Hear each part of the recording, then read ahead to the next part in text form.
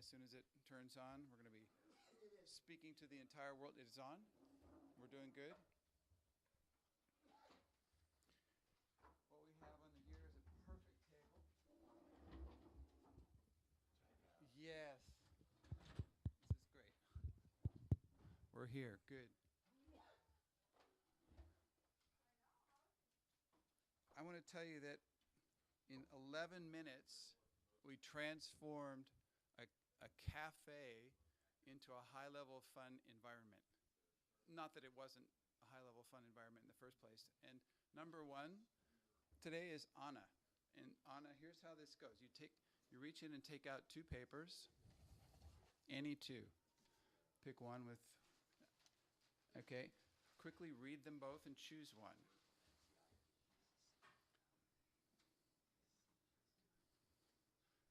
Read them silently. Don't let people read your lips. That would be cheating. It's English. You can write in German. Everybody remember your numbers? Good. No? So Marion was 2. Then it looked like Ginger was 3. Paul was 4. 5. Who? I think I didn't put my 2 questions apart. They're on Good, one you got it. page. So you put the one you don't want back in the box. You get this? Very simple procedure. Put that one in your pocket or somewhere. Don't hold it in your hands because this is a free space. You don't want a little piece in your paper or in your hands that's blocking the energy. You're going to have 4 minutes. One time more. You get 4 minutes. You're going to give a 4-minute presentation that directly answers this question to each one of these people, because this information is going to change their lives, and we're very glad that you came here today. And when we clap for you, you can't go away until we're done clapping. So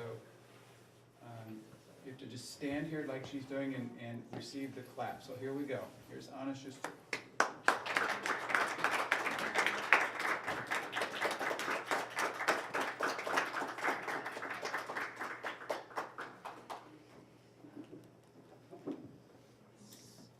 So the question was about what is the secret of life in the eyes of a pet? In the eyes of a pet. I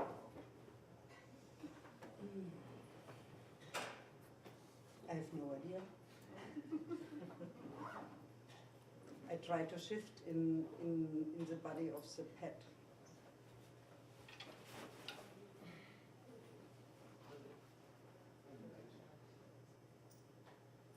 I think the secret is a pet is in the now.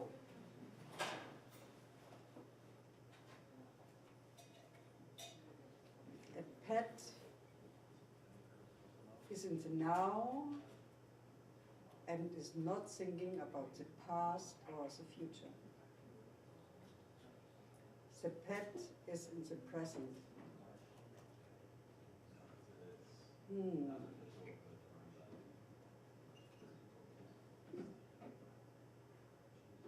The pet is not afraid to be afraid, because I'm not a pet, but I'm afraid to stand here in the moment and tell you the story about the pet, but know already the answer about the secret, because I don't know it anyway.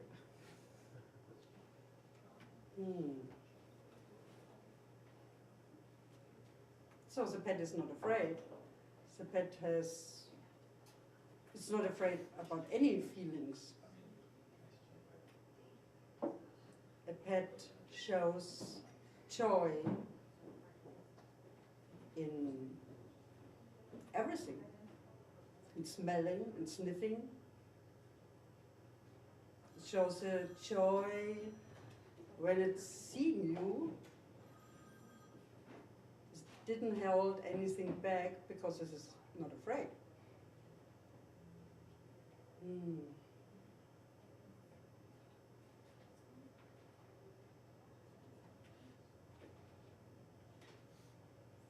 The pet has not the question. This is not a question from a pet. This is a question from a human who has no idea.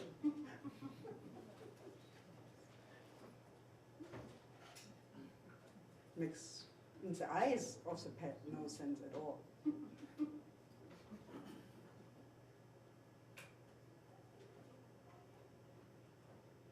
A pet is what it is, and it's accept what it is. Nothing else. It can be sad, can be angry, and very territorial if it wants.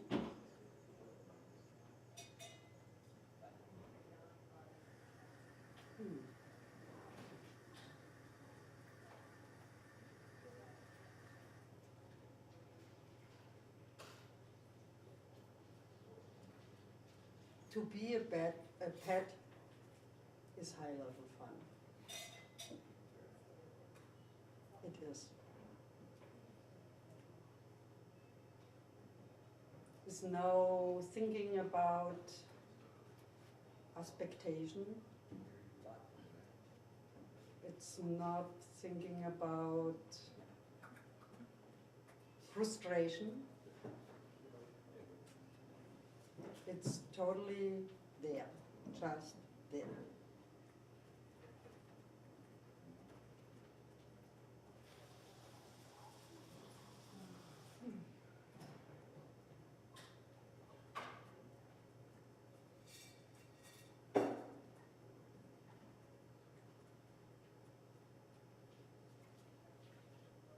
I think that's it.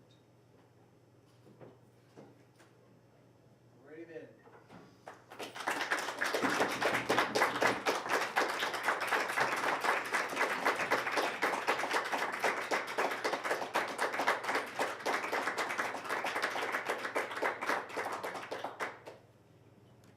Number 2, please.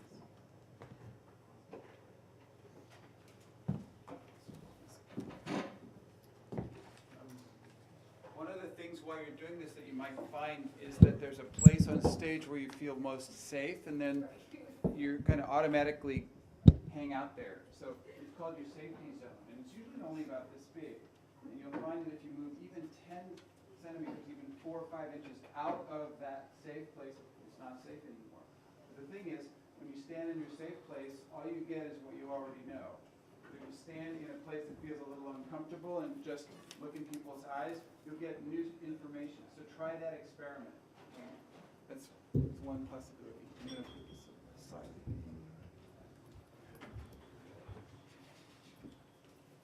Go.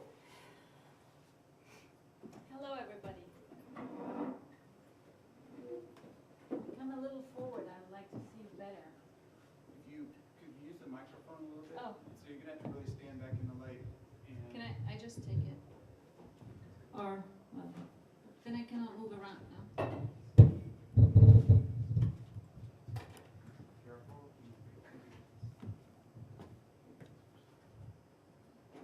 Oh, well. Okay, I really wonder how old the person was that asked the question, is it really already time to retire and to start my next chapter?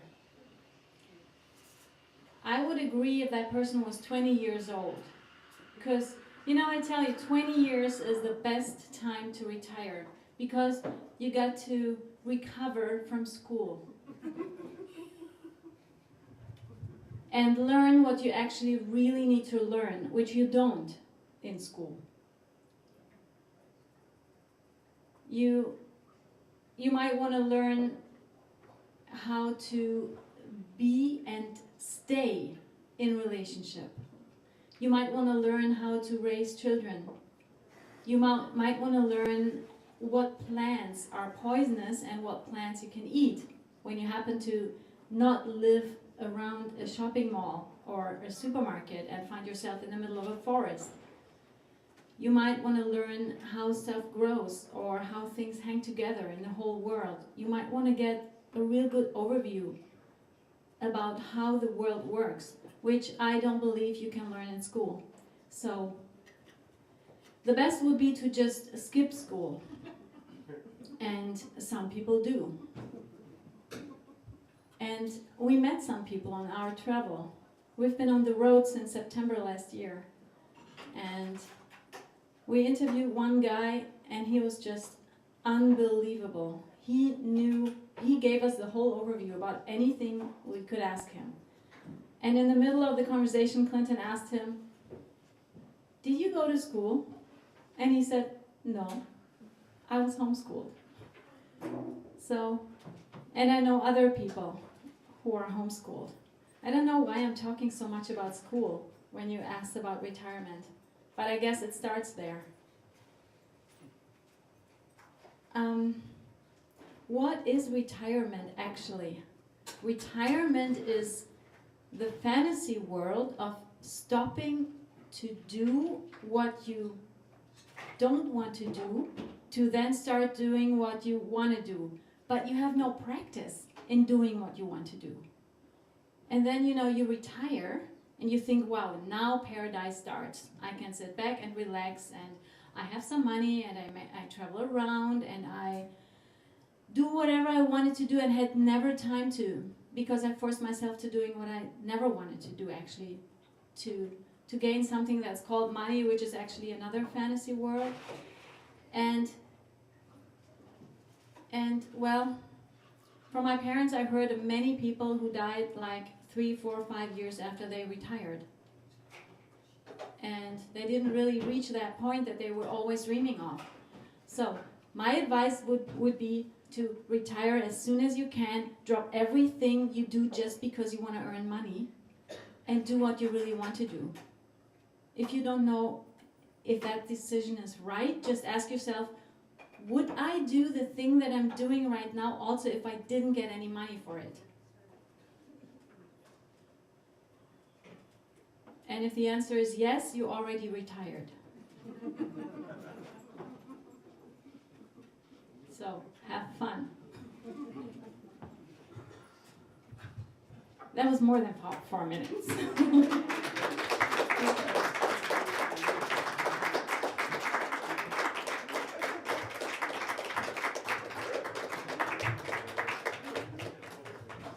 number 3.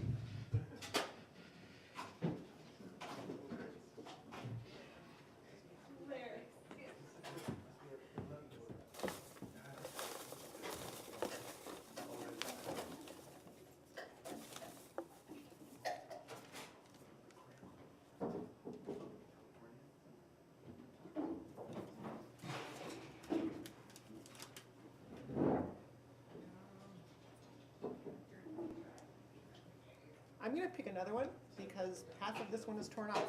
So.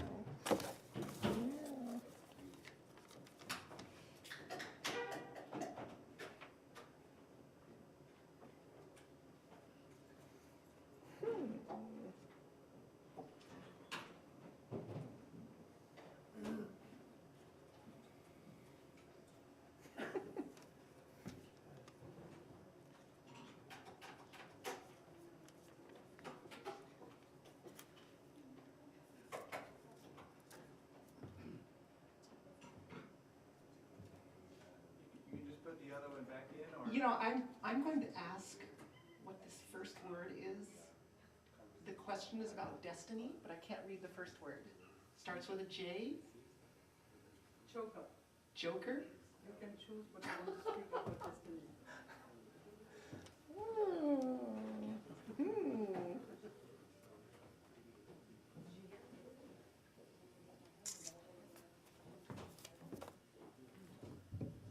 I will take the Joker.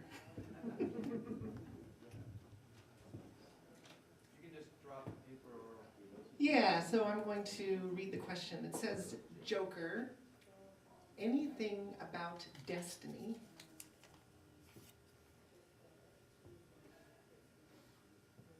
And I think what's really interesting is that I have no idea what my destiny is. So,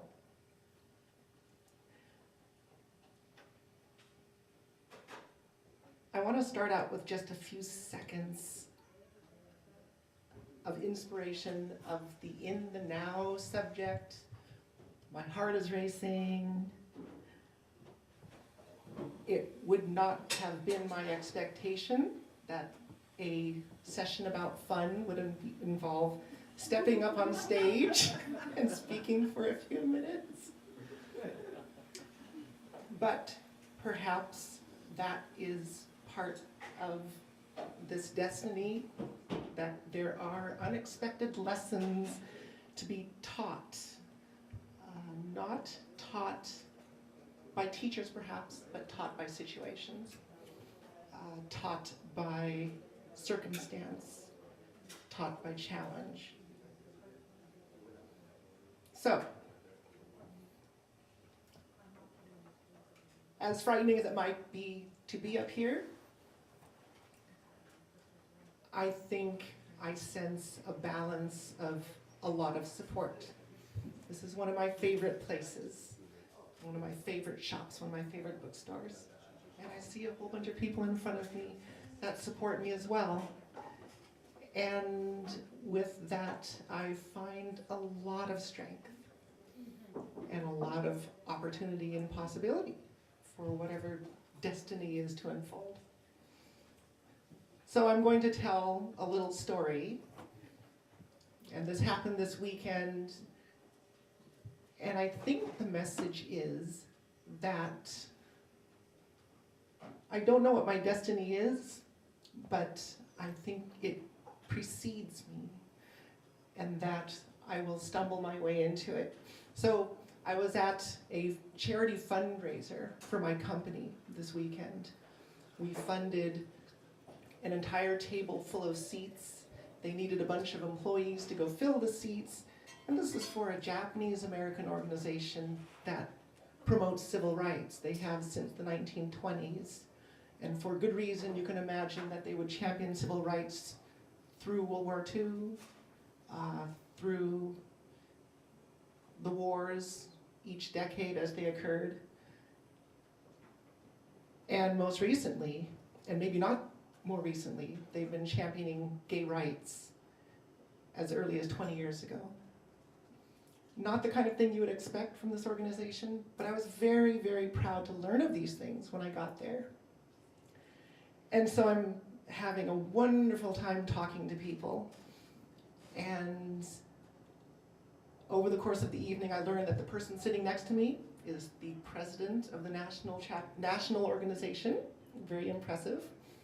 I learned that the organization is closely coupled with groups such as the Indian Sikh community. And I heard a very moving speech about what it means to be home. And for them, home means to be in a place where you find acceptance, that you grow nurturing for children of the future, that it is a place where all people are equal. These are all very beautiful things. And I realized that more than where you're born, home is where you find those things. And I feel very much at home here, whether it's here in this coffee shop or in this community of people who I'd never met before but felt very comfortable within. And so I did. I felt very, very comfortable and had a very animated discussion with the president of this organization and very clumsily spilled half a glass of wine in his lap. And so, what does this have to do with destiny?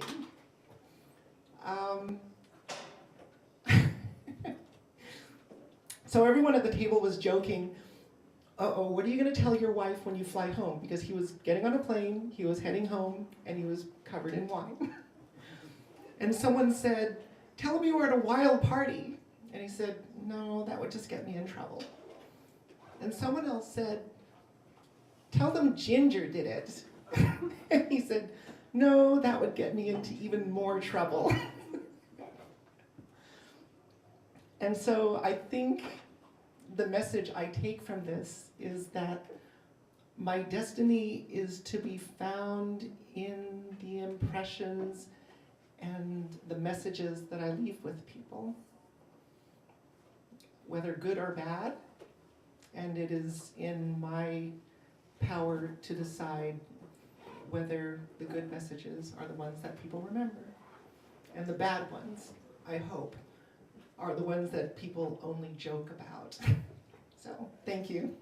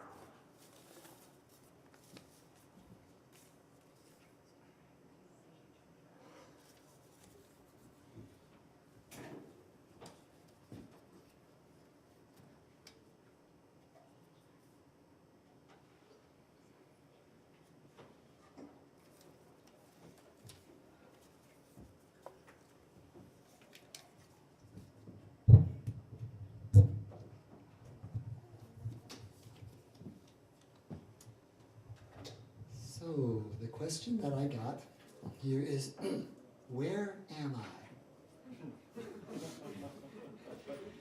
And of course, you get to answer a question like that on many levels.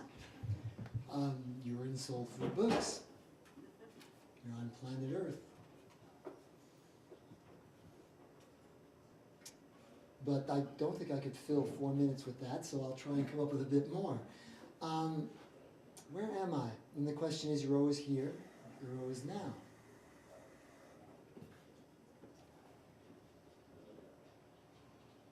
So then, why ask the question? Because somehow I think there's a lack of trust in it. Here and now is maybe the hardest place to think, here I am, this is it. So instead we're looking at where are we supposed to be? What does it mean to be here? And I think I'm going to combine that a little bit with the last question, which is destiny. Because you're here, perhaps you can make just the assumption for the moment that that's your destiny. You're exactly where you're supposed to be. And if that's the case, then the idea is to settle into it. Here's where I am. This is it. It's a really exciting place. It's kind of fun here.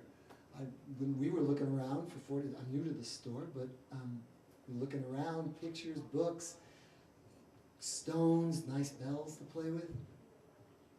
And I think that's true for every place we are. Every place we are, there's exciting, fun,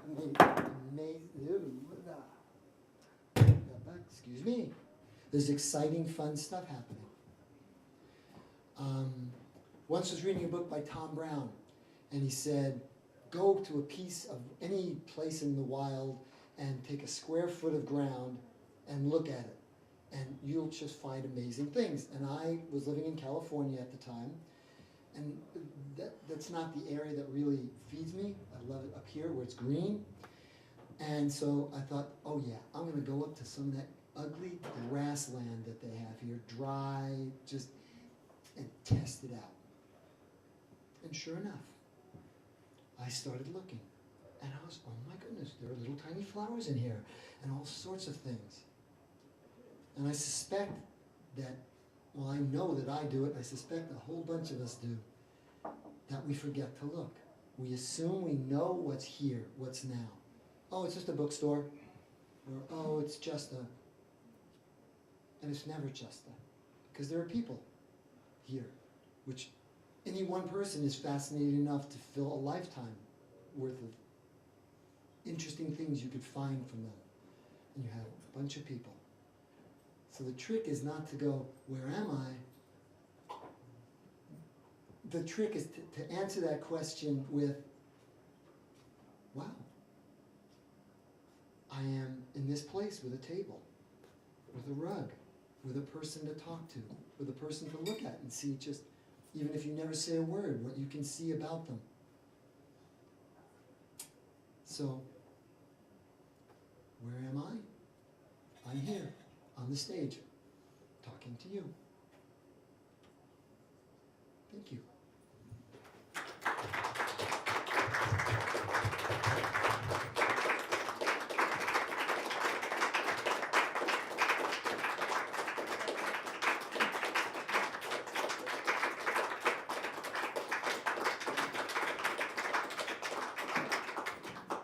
Number 5, please.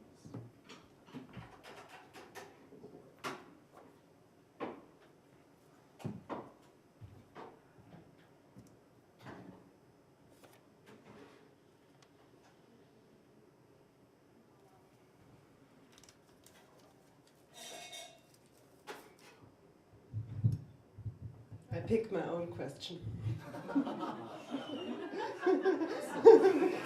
So I came here to, let somebody explain me in a really right way.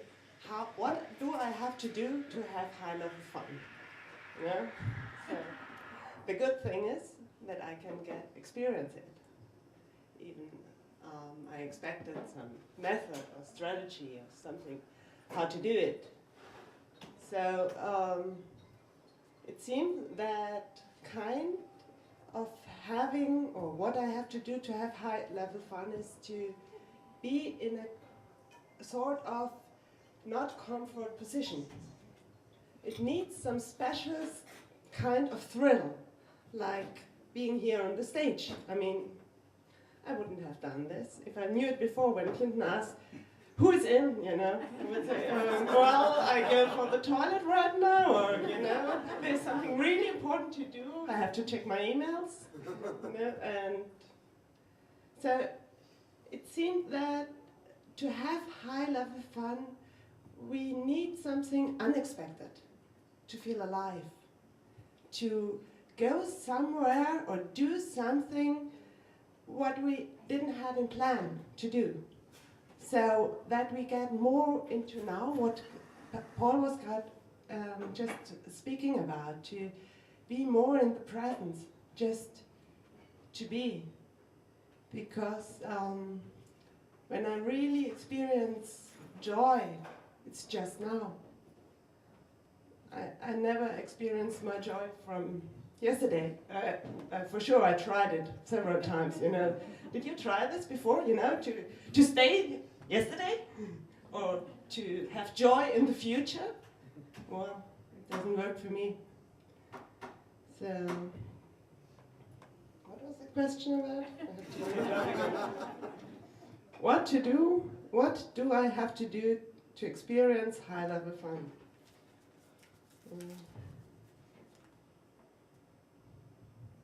For example, to go on a roller coaster.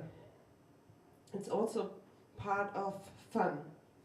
And what we do right now is also like going there and experiencing the whole way of going down, and oh no, I don't go to the stage, well, they can do this game, but not with me. And then, okay, now it's number 3, number 4, my number is 5, okay. So I start to think about what to do, just to which question do I pick, and what do I if I don't like this question, and pulling my center in the future and trying to prepare what to do. And then it's number 5, and this is the tipping point on the roller coaster when you go down. So this is also about high-level fun, and I'm just here and screaming now. Just, spending some words out of it.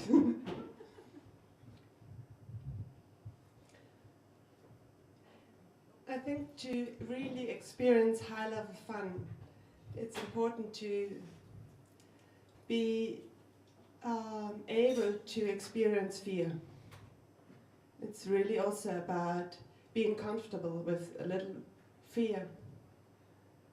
So I don't have to avoid in my life fear, and also not avoiding fun. I guess often we don't have fun because we try to avoid an uncomfortable position or situation. So I guess to have really good fun, you just go somewhere, you don't know anybody, you don't know how to do it, and just make an experiment. Just do something you've never done before and just experience it and have fun. Thank you.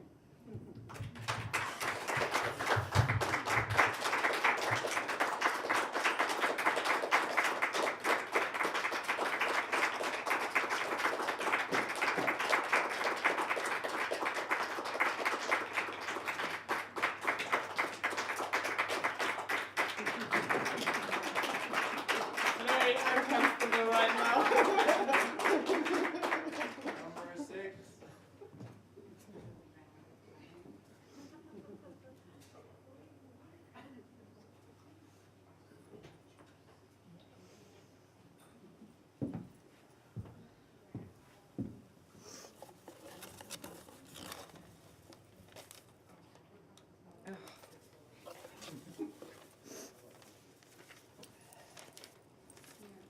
Okay, I got the one that's not ripped in half. I'll take the top.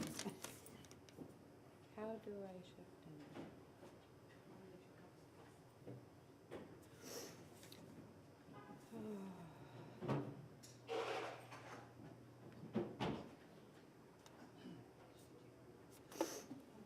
Oh, well.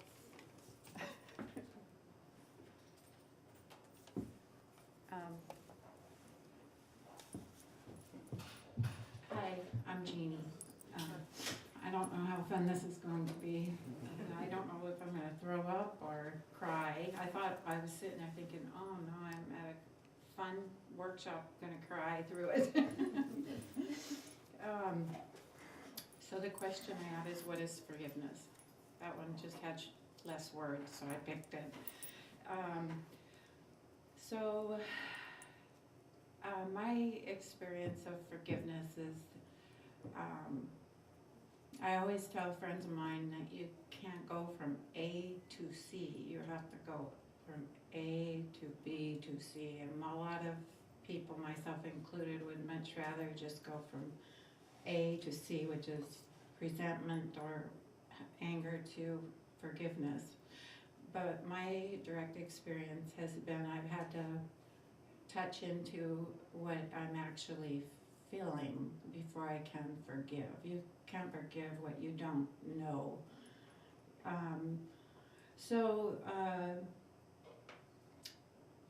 And it's a process, and it has nothing to do with agreement of what happened or liking what happened. It has to do with my own, the way that I carry the thinking around that. I would say that in my experience, the most difficulty I've had forgiving has been with myself. Interestingly, I just think it's incredible that I'm even here today, let alone standing on this stage, because even sitting here, I realized what a box I'm in. I'm actually the person that's going to retire. I felt like God was speaking to me through you, because I've been 33 years doing something I don't like in a corporate world, and where I say I have to leave myself at the gate when I go through. And I long for authenticity in my life and career. And I realized just coming here is like, I think it's an act of forgiveness almost, or compassion, because I haven't allowed myself to know how unhappy I was in this job for money. So yesterday, I've actually spontaneously decided to retire. I will reduce my income by half. I don't know, I'm going off topic, but trust me, it's important. I decided yesterday to trust a process larger and turn toward, I really acknowledged how really unhappy I was, instead of trying to manage the symptoms of it for years now. And I started listening to my intuition, and I called somebody who recently attended this workshop, and I ended up here in Redmond this afternoon. And I've experienced pretty much that roller coaster ever since I've been here. And, you know, I'm just delighted to be here, even though I felt like crying and throwing up at the same time, because I don't think I've been fully alive. And I have a great life, but I'm not always in it. And so, you know, I think that the forgiveness is about maybe telling myself the truth, like I told you, part B, so that I can move to a place of forgiveness with myself, because I would like to have some sense of being alive. I don't know any of you. And I was nervous just walking around the bookstore. I felt like, should I pretend I'm shopping? I don't want to make eye contact. And I mean, I'm a project manager. I work with people. I'm in front of crowds, but I was terrible. I don't do this. I have a crowd of everybody that likes me. I don't go with strangers. And anyway, I appreciate so much the things that you've all talked about. Just, it's been, for me, very, something very spiritual for me about being here today. And, well, you're all part of that, the things you've said, so thank you.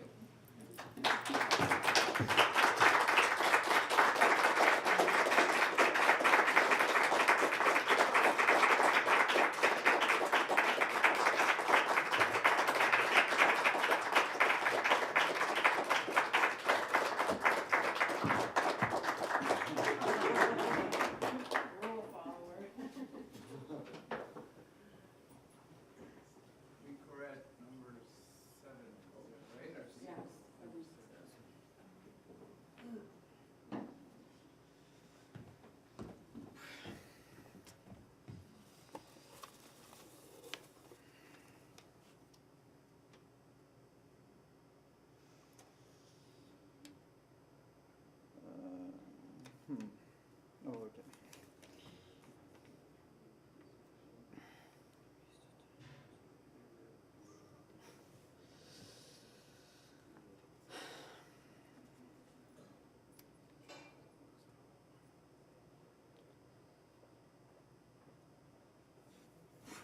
That's okay.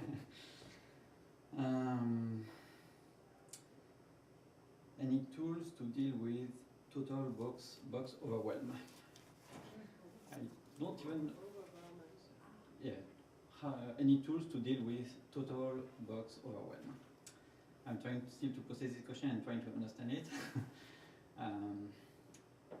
I could relate to everyone who had their heartbeat racing up when they came here.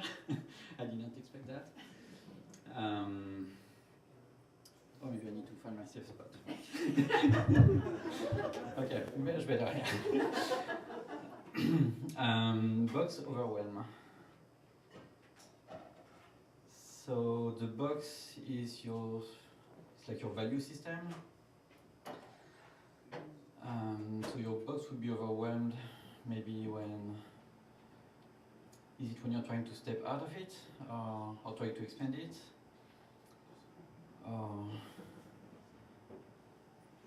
Your box, maybe I am overwhelmed right now.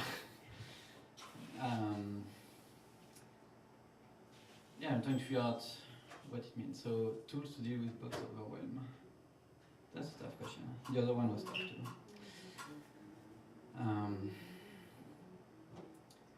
I didn't expand the box training, so I'm supposed to know a little bit about that. I read Clinton's book too, only once, so.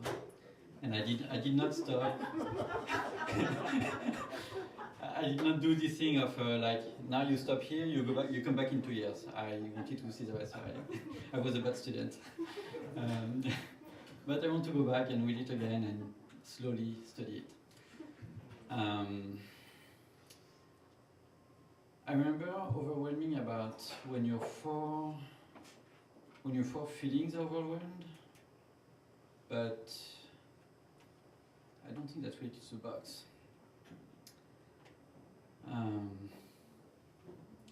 I don't feel pressured at all.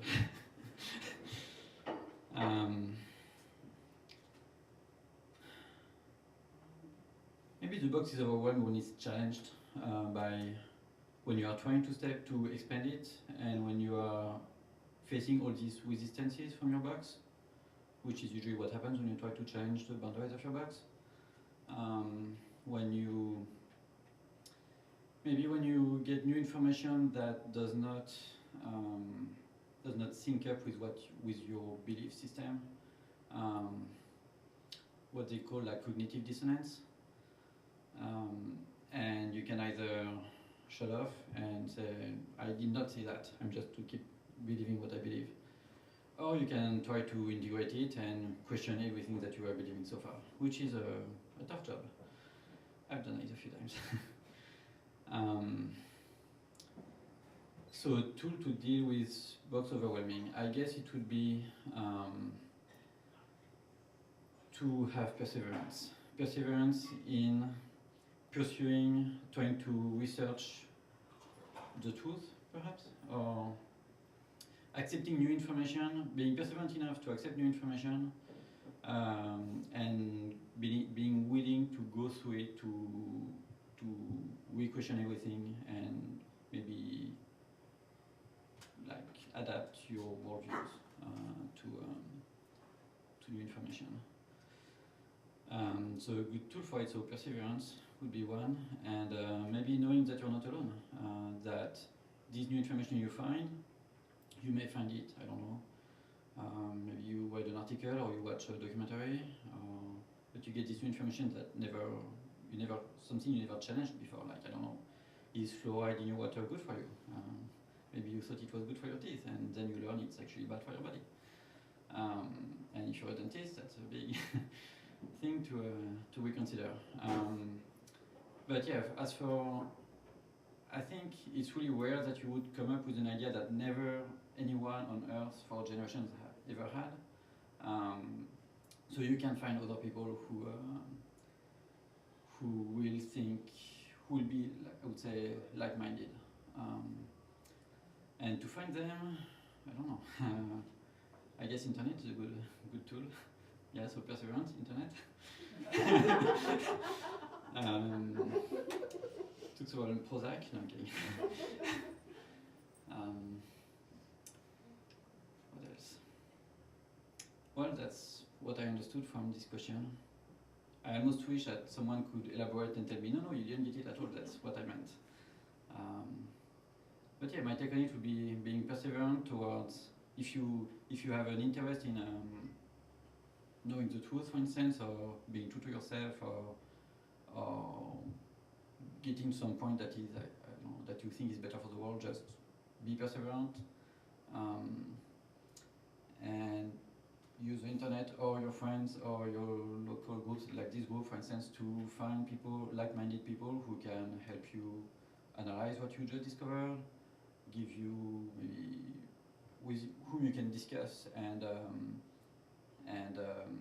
see if your perception of these things are right. Like, for instance, let's say about fluoride, for instance, just an example, you could say, oh, that's a big conspiracy from the government are trying to kill us or something. But by comparing your ideas with other people, you might figure out that maybe the answer is just some people want to make money by selling their waste product to put in your water or something. So it's not good either. But at least you don't stay in this paranoid state when you think you're alone and overwhelmed and not knowing what to do with it and thinking that everyone wants to kill you and these kind of things. Well, I hope I helped answer the questions a little bit to whoever asked. And yeah, that was my take on it. Thank you.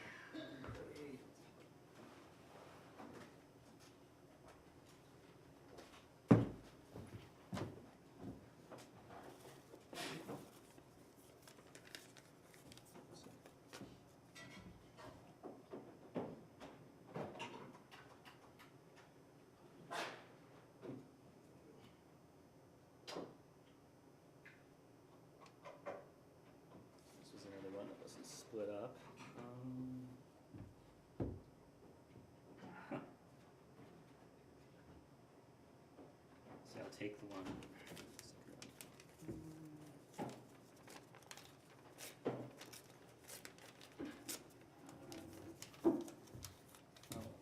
First, I think I also knew better when Clinton asked, so who's in?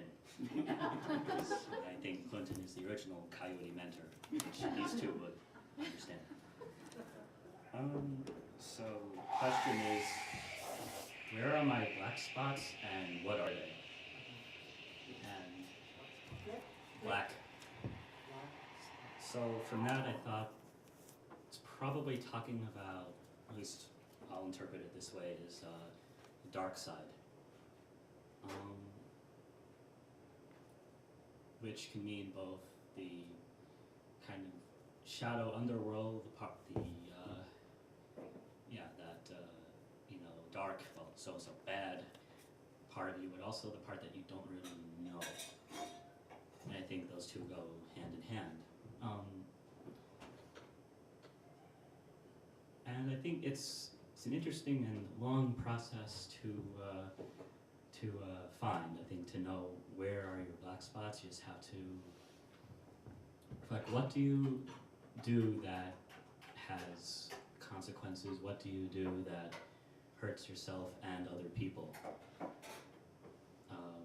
know we did some process like that in our school, but and it's also important actually to note that that has a lot to do with how you locate what are your good spots at the same time, because often maybe every time that dark side is a reflection of the part that is your gift, that is your lights, that is your light point, and that when you act out in a way that your dark side is being served, it's that negative reflection of what your gift is, what good you can bring to the world. I hate using the words good and bad, but I can't really think of another better vocabulary for that. Well, actually, I should note also when I first saw this question, black spots. Well, I thought freckles. Yeah, they're kind of all over me. So, yeah, there they are. Oh, question's done. I can go.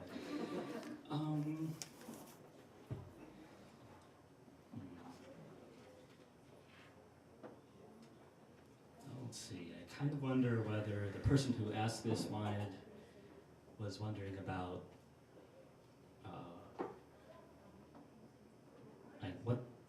what their own were,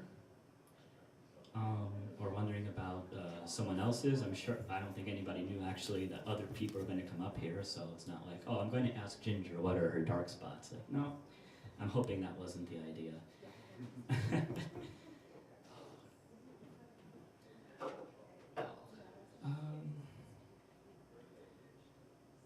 Yeah.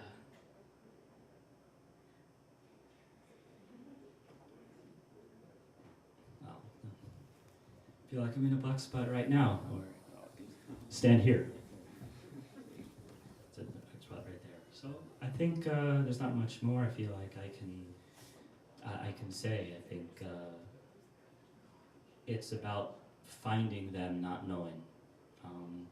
Because I know in my experience of looking at what is a part of my life I consider to be a black spot, I kind of learn more about who I am on the journey there. And when I finally get there, it's like, it doesn't really, it doesn't really matter too much. What matters is what I found on the way there. And in that way, I think it's important to know that they are there, but you don't need to have the answer. Because if you already did, you would probably miss everything important that's in between. You would miss the point about finding, what are your gifts? Because you're not, even if, let's say, someone just gave you the answer right away,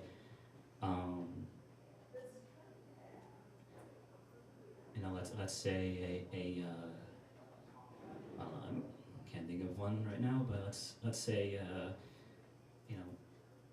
you had an example of what is a dark part of you, and then you decided to take the reflection of that. Well, it might not help just to have that one answer. It might not really tell you anything. But I think going through that whole examination, like let's say, if a black spot is, giving up on things, I can identify that. And I think a lot of people would probably feel some of the same thing. Just having the answer doesn't tell you anything. Or I don't think it tells me really anything, or it could go in a few ways. It's kind of looking into, going through that roller coaster of what am I feeling and trying to process this and what happens at various times. Like it could be giving up on participating in a game, giving up on a skill, giving up on, a friendship, that kind of thing. It's like, what feeling is going on there? And that is the important part.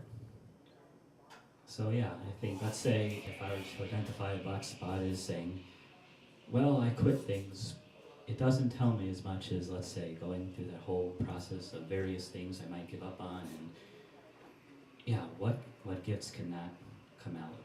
So I think I can't answer that for anybody else but myself, and I'll just leave it there.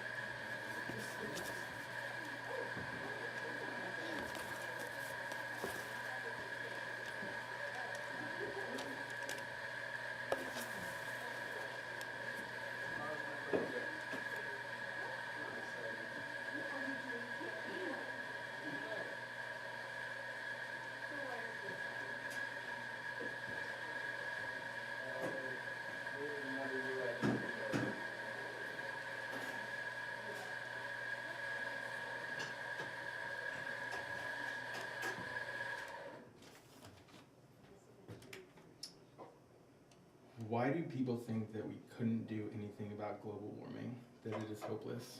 Will you say your name too? My name's Josh. I think the root issue of that is that we're not connected to the earth. They think we can't do anything about global warming because they don't know where it comes from or what it means. The native people here lived with the earth. They knew its rhythms and its cycles and how to give thanks to the earth. And they knew that they were really a part of it, that without the earth, they couldn't live. That's why they did their ceremonies and their rituals, to say, yes, Spirit, we acknowledge the gifts that you've given us. We've forgotten that. We don't know where most of the stuff that we have comes from. The coffee in this coffee shop, maybe we don't know what work went into that. The cups that the coffee's in, all the trees that were cut down, where did they come from? The people that cut down those trees, what was their intention in cutting those trees down? Did they thank the trees? My thought is that they probably didn't. They're probably looking for their money, which is also made of trees, isn't it?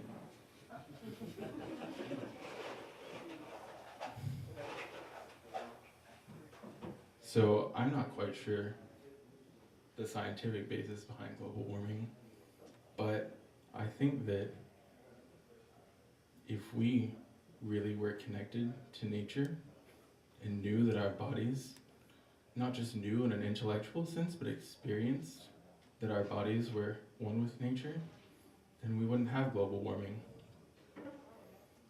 I think that the earth knows that what we're doing is not good for it. It's trying to correct us.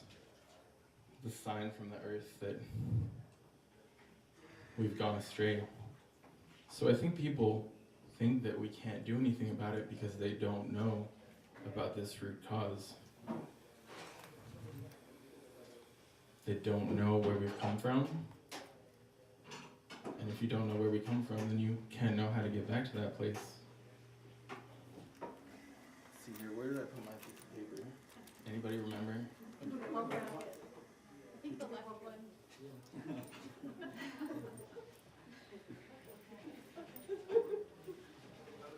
Okay, well it's not there. The other one? My jacket pocket? Anyway, I was trying to remember the rest of the question. That was the point of that. Oh yeah, it was why do they think it is hopeless? I think, yeah, that's the... Yeah, that's what I just said. They think it's hopeless because they don't know why it's true.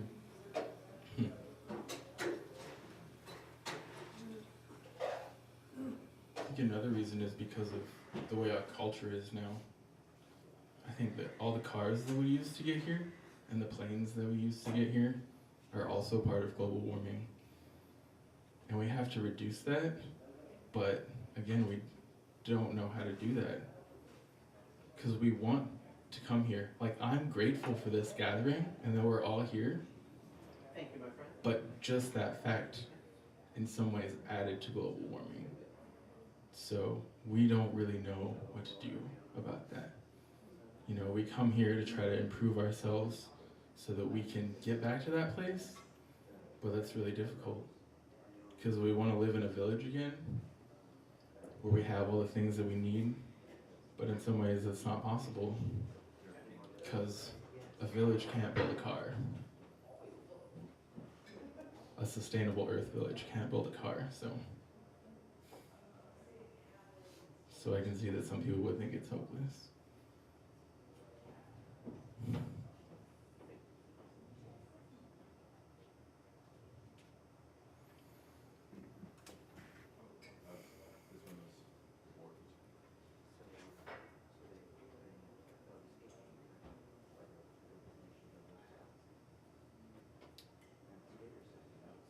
I think our human relationship also contributes to that sense of hopelessness, because we don't know how to live with each other.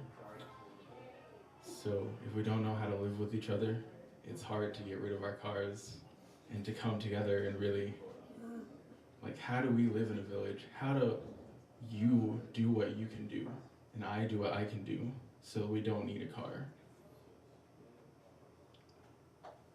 And so that we can really get all the things that we truly need and kind of get rid of all of that stuff that we don't really need. So it's hopeless because we don't know where to start, maybe. And we can't really envision what that looks like because we have no experience we have no experience of it. The whole way that we were raised is so antithetical to that idea of living in a village and living in a community and working together.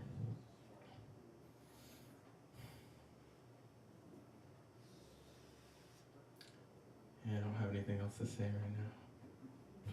Thank you.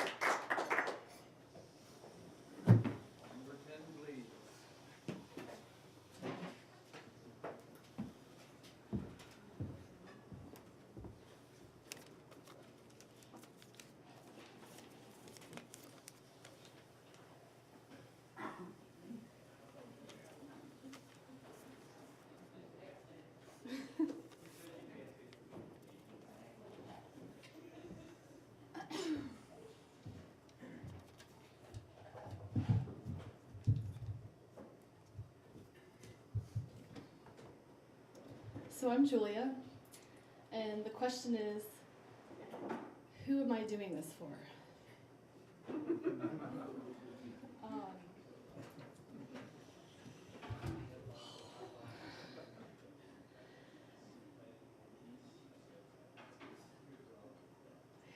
am I stretching my limits to be on this stage for?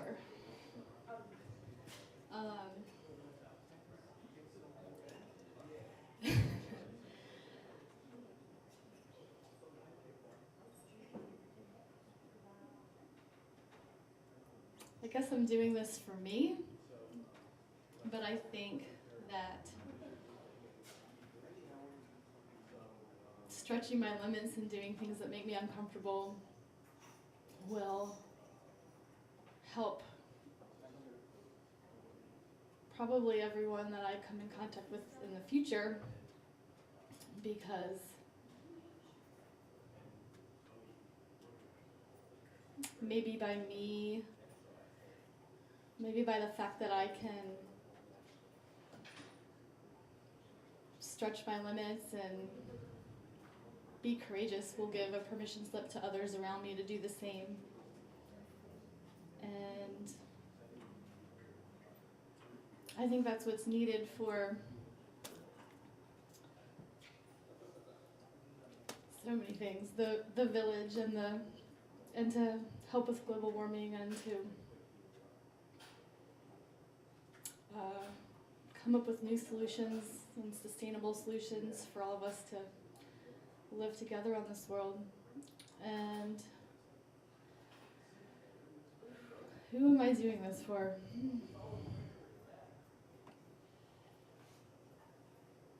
Beyond being on a stage,